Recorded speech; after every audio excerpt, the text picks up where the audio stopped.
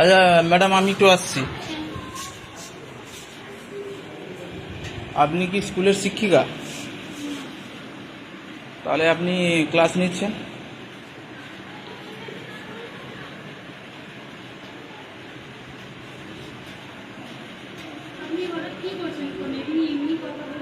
কথাই বলছি আমি। আপনাকে ক্লাস নিতে কে বলেছে?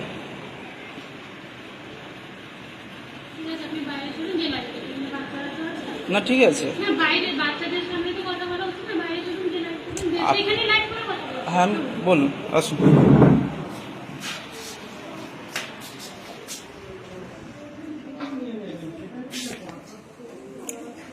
আপনাকে কে ক্লাস নিতে কে বলেছেন? ম্যাডাম, আপনাকে কে ক্লাস নিতে কে বলেছেন? বলুন, এদিকে মুখ করে বলুন, এদিকে বলুন, বলুন, আপনার নাম কি? বলুন, নাম বলুন। আপনি কি পড়েছিলেন সেখানে? কি পড়েছিলেন? ইংলিশ পড়াচ্ছিলাম। আর কিছু না? ইংলিশ পড়াচ্ছিলাম কারণ এখানে পর্যাপ্ত শিক্ষক নেই, যার জন্য বাচ্চাদের পড়াতে অসুবিধা হচ্ছে। কটা ছেলে মেয়ে হলে মাসে কতটা জন লাগলে হবে কতদিন লাগলো হবে মানে সেরকম জানেন না? কি বুঝলাম না। আমি কি আমার বলছি? চারটা ক্লাস, তো চারটা ক্লাসে দুজন মাস্টারের কি করে ক্লাস হয়? চারটে ক্লাসে কতজন ছাত্রছাত্রী যান? যতজন ছাত্রছাত্রী থাকুক, প্রত্যেক আমরা যখন আমরা প্রাইভেট ক্লাস করাই, একজন বাচ্চা দিয়ে করাই তো প্রাইভেট ক্লাস, তাহলে স্কুলে একজন বাচ্চা আছে, দুজন টিচার কি করে সামলাবেন? আগে একজন মাস্টার কি করেছে? একজন মাস্টারমশাই তো সামলাতে পারেন না। হয়েছে কি করে হয়েছে? এটা তো হয় না। যার একজন মাস্টারমশাই কখনো না, চারটা না, ক্লাস এই সামলাতে যে পারেন না। আপনি যে এসছেন না, চারটা ক্লাস মানে চারজন টিচার দরকার। একটা কথা বলছি, আপনি যে এসছেন না, আপনার কিছু ডকুমেন্ট আছে? ডকুমেন্টস মানে বুঝলাম না। আপনি যে এখানে ডকুমেন্টস আমি পারমিশন, হেডমাস্টারের পারমিশন নিয়েছেন, ডকুমেন্টস জমা হেডমাস্টার আপনার সে অনুমতি কার কাছে নিল? সে আপনি বলে দিল যে আপনি করে থাকবেন। তো মানে আপনাদের কাছে পারমিশন নিতে হবে নাকি নিতে গ্রামের হবে না? লোকেদের কাছে? কমিটি নেই? তাহলে আমার তো জানা নেই, আমি কমিটির কাছে জানাবো এবারে। না, আপনি জানালে হবে না, আপনাকে চলে যেতে হবে, পড়াতে কোথায় পারবেন চলে না। যাবো? না না না, আপনি পারমিশন নেওয়ার আপনি কে? কি পারমিশন? আমি তো এই প্রসেসটা জানতাম না যে কমিটির কাছে পারমিশন না, স্কুলে আপনি ক্লাস নিতে এসছেন আর আপনি প্রসেস জানেন না? না জানি না তো, আমি তো কালকে এসেছি। আচ্ছা, আপনি গতকাল এসেছি, তাহলে জানবো কি করে? আপনাকে আপনারা কে বললেন বলেছেন? আমি আপনাকে জানবো। কে বলেছেন ক্লাস নিতে? আমি হেড স্যারের কাছে জিজ্ঞেস করছেন, তো হেড স্যার বলেছেন যে আপনি আসুন, আমি গেলেন কমিটির সাথে তো কথা বলি। তো আপনার বাড়ি কোথায়? আমার বাড়ি জাতিমার। নাম কি আপনার? ইপসিতা জানা, বাবার নাম কি? চন্দন জানা। মানে আমাদের স্কুলে যে টিচার, মানে হেডমাস্টার মশাই, উনার মেয়ে আপনি? আচ্ছা, উনি বলেছেন ক্লাস নিতে আপনাকে? উনি বলেনি, উনার পারমিশন নিয়ে এসেছি আমি। Permission ওনাকে মানে জিজ্ঞেস করেছি। বলেছেন? হ্যাঁ, উনি বলেছেন যে আপনি যান, আপনি কমিটির লোকের সাথে কথা বলবো, আপনি যদি পারমিশন দেন তাহলে আপনি এসেছি। তাও ওই দুদিন হলো আমরা যাই দেখি ক্লাসটা করে কেমন লাগছে। কালকে এসেছিলেন আপনি? হ্যাঁ, গতকাল এসেছি আমি। গতকাল তো পড়াইও নি ঠিক করে, কারণ এই পারমিশন কি সমস্যা আছে, ওই জন্য টিফিনে চলে গেছি। আচ্ছা, আজকে তাহলে পড়াবেন না চলে যাবেন? আমি পড়াতে আপনারা না বলে পড়াবো না। না, আমাদের তো না। পড়াবো না, কাছে পড়াবে না। আচ্ছা দিদিমণি, আপনি কি এই ব্যাপারে কিছু জানেন? হ্যাঁ, আমিও বলেছি, কারণ আপনাদের আমারও তো অসুবিধা হচ্ছিল যে দুটো ক্লাস মেনটেন করা, ধরুন স্যার নেই, একটা আমি, এই তো ওকে এমনি জাস্ট বলা যে তুই একটু হেল্প করতে আয়, আমার তো সাহায্য করতে আয়। আজকে ছাত্রছাত্রী কতজন তার হয়েছে? জন্য যে সমস্যা তৈরি হয় আমি না বলেছি।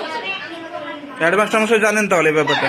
হ্যাঁ, স্যারের পারমিশন নিয়েই তো মানে ও এসছে। নিশ্চয়ই যে একটা ইনস্টিটিউটের হেড আছেন, ওনার পারমিশন ছাড়া তো কিছু হবে না, এটা না।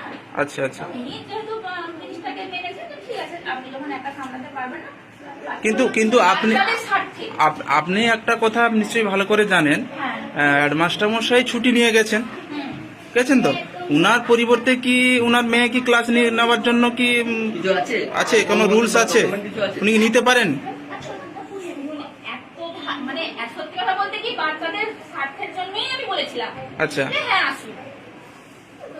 ধরুন ও সেই ক্লাসটা মেনটেন করলো, আমি এদিকে দেখলাম যে ব্যাপারটা কি হবে, যখন গঠন করছে দেখাটা করবে না।